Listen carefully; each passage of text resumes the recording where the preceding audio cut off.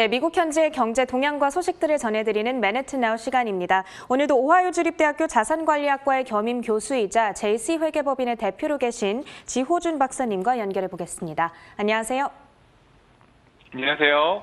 네, 박사님, 우선 오늘은 고용지표에 대한 이야기를 해봐야 될 것 같습니다. 지난주에 고용지표가 굉장히 좋게 발표가 되면서 이번 주 시장에 긍정적으로 작용을 하고 있거든요. 이번에 발표된 지표를 조금 자세하게 분석을 해주시면요. 네, 이번 3월에 발표된 고용시장의 지표에 따르면은 사실 전문가들이 예상했던 67만 개의 일자리를 훨씬 더 상회하는 약 91만 개 이상의 신규 일자리가 창출되었습니다.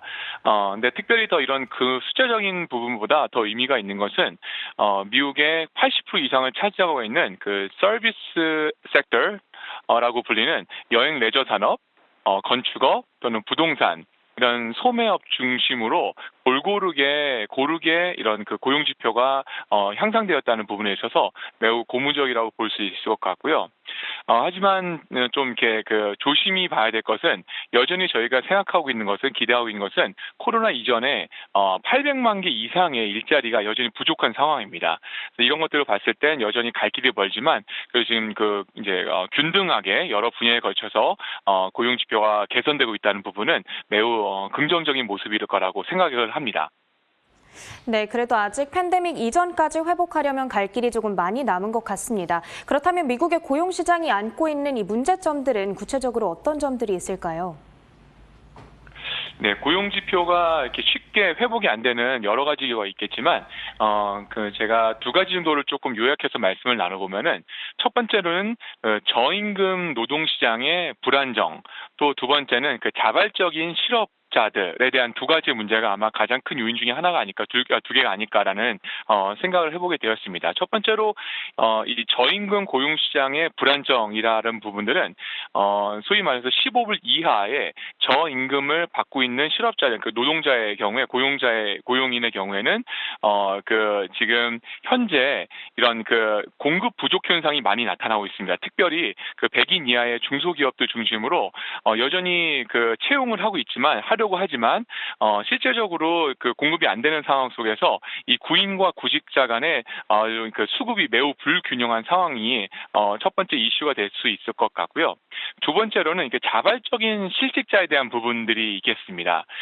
기존에 코로나 이전에는 일반적으로 주정부에서 실업관리공단에서 이 그 실업급여를 이렇게 지원을 할 때 고용주와 확인하는 과정, 또 확인이 되더라도 어느 기간 동안 이렇게 웨이팅 피리어드라고 하는 심사 기간이 있었는데요. 이를 통해서 어떤 그 이제 필터링이 되는 그런 과정이 있었습니다.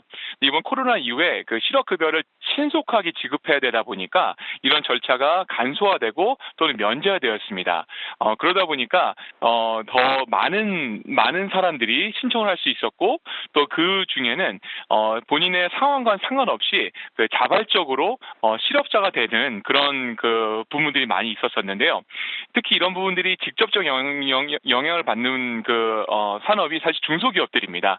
그래서 중소기업에 말씀드렸던 그 수요와 공급에 대한 어떤 불균형과 더불어 현재 진행되고 있고 앞으로 당분간은 지속될 정부 차원의 실업급여 이런 부분들이 있기 때문에 당분간은 이런 그 수급의 불균형이 지속되지 않을까라고 예상을 합니다. 네, 조금 전에 이 미국의 실업급여 지급 절차가 팬데믹을 거치면서 간소화됐다 이런 점을 짚어주셨습니다. 그런데 이로 인해서 작년에는 부당수급 사기 이슈도 굉장히 논란이 됐었거든요. 현재 상황은 어떤지 짚어주시죠. 네, 말씀하신 것처럼 이 실업급여에 대한 수급 또는 이제 사기가 정말 기승을 부리고 있었고 지금 현재도 그러고 있습니다. 그 절차가 간소화되어지면서 어쩔 수 없이 했었던 것이 바로 이 시스템이 간소화되고 또 절차에 대한 부분들에 있어서도 신청의 과정도 많이 이제 간단해졌습니다. 그러다 보니까 해커들의 많은 타깃이 되었고요. 실제적으로 개인 정보와 간단한 개인정보와 기업정보만 있으면은 손쉽게 실업급여를 신청할 수 있는 그런 시스템을 갖춘 주정부들이 많이 있습니다. 이러다 보니 해커들이 그런 개인 유출된 개인정보를 활용해서 실업급여를 신청하고 그 실업급을 본인들의 계좌로 받는 이런 형태의 사기들이 정말 기승을 부리고 있었고요. 일례로 오하이오 주정부의 경우에는 작년부터 올해까지 약 2,500억 이상의 금액이 부당하게 지급되거나 또는 사기로 판단되어지는 그런 엄청난 금액이 지금 있다라고 조사되었고 발표를 하고 있는 상황입니다. 이 때문에 많은 주정부들이 보안업체 또는 그 데이터 분석업체 또는 외부 감사업체를 고용을 해서 이런 부분들 개선해 나가려고 많이 노력하고 있는 중인데요. 쉽지는 않을 것 같고요. 당분간 저희가 지켜보되 좀 많은 주의를 요할 것이라고 생각을 합니다. 네, 알겠습니다. 이렇게 지난주에 발표됐던 미국의 고용 지표 그리고 고용 시장의 상황에 대해서 잠시 점검을 해봤습니다. 이제 마지막 질문 드릴 건데요. 다른 주제에 대해서 얘기를 해보려고 합니다. 최근에 또 크게 논란이 됐던 페이스북의 개인정보 유출 사태인데요.